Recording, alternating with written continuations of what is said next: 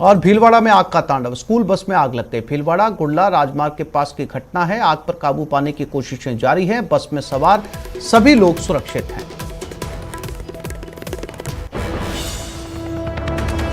School bus में आग लग गई। भीलवाड़ा गुड़ला राजमार्ग पर आग पर काबू पाने की कोशिशें जारी है। ये वो स्कूल बस की तस्वीरें हैं जिसमें आग लगी है। भीलवाड़ा की ये तस्वीरें। फिलहाल बस में जो लोग सवार थे उन्हें सुरक्षित बाहर निकाल लिया गया। हालांकि बस को जलने से नहीं बचाया जा सका। बस में बैठे किसी भी शख्स को नुकसान नहीं पहुंचा।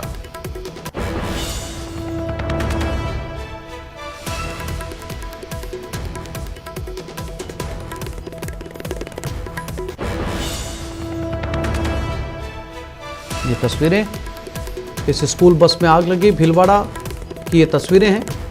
आग किन कारणों से लगी, क्या वजह रही, इसकी जानकारी भी अभी तक सामने नहीं आ पाई। लेकिन बस में बैठे सभी बच्चे या दूसरी बस कंडक्टर हो या फिर ड्राइवर, सभी सुरक्षित नीचे उतर आए। और उसके बाद ये बस पूरी तरीके से जल उठी। दमकल को सूचना दी गई। दमकल जब तक पहुंची ये बस लगभग पूरी जल चुकी थी।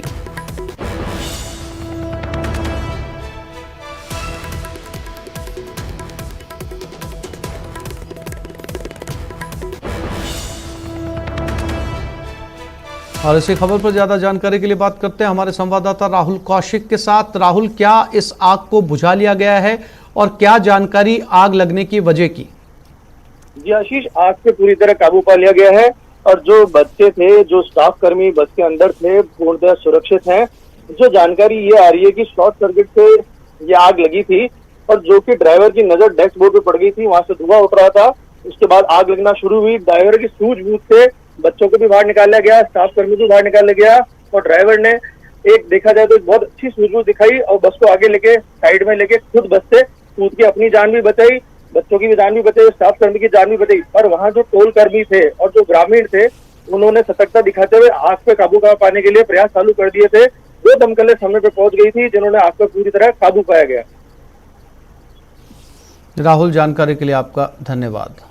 ताज़ा जानकारी के मुताबिक आग पर काबू पा लिया गया है। लेकिन अच्छी खबर यह है कि जिस समय बस में आग लगी या धुआं उठा, स्टाफ ने मिलकर सभी बच्चों को सुरक्षित बाहर निकाल लिया।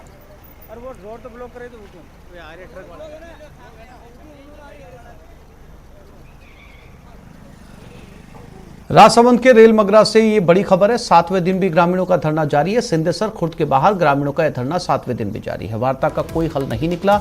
महिलाएं, बच्चे और ग्रामीण डटे हुए हैं। सिंह की एसके माइंस के बाहर सिंदेसर गांव को दूसरी जगह स्थापित करने की मांग पर अड़े हुए हैं। बीती रात भी प्रशासनिक अधिकारियों के साथ ग्रामीणों की वार्ता हुई। पुलिस प्रशासन के अधिकारी फिलहाल सुलह की कोशिश कर रहे हैं।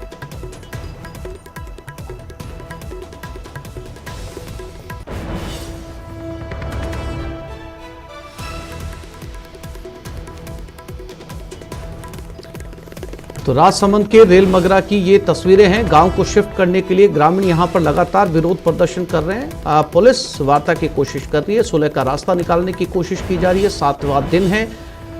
महिलाओं के साथ बच्चे और ग्रामीण लगातार डटे हुए हैं। एसके माइंस के बाहर सिंदेसर गांव में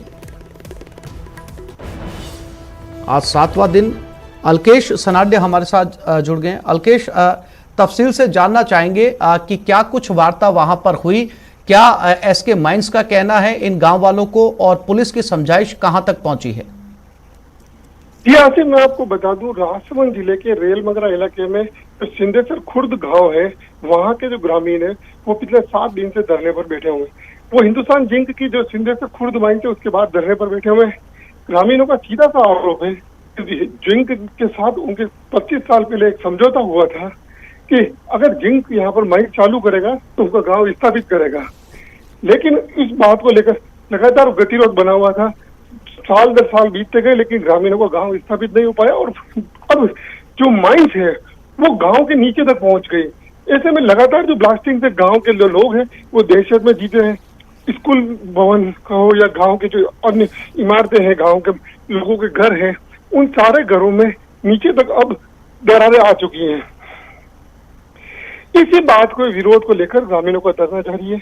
लगातार प्रशासन और पुलिस लगातार धरना स्थल पर जो बैठे हुए ग्रामीण पुरुष है, महिला है और बच्चे, उनसे समझाइश कर रहे हैं, लेकिन जिंक प्रबंधन का रवैया जो है वो वार्ता के लिए अनुकूल नजर नहीं आ रहा है, क्योंकि वार्ता जो होनी है वो ग्रामीणों और जिंक प्रशासन के बीच में होनी है।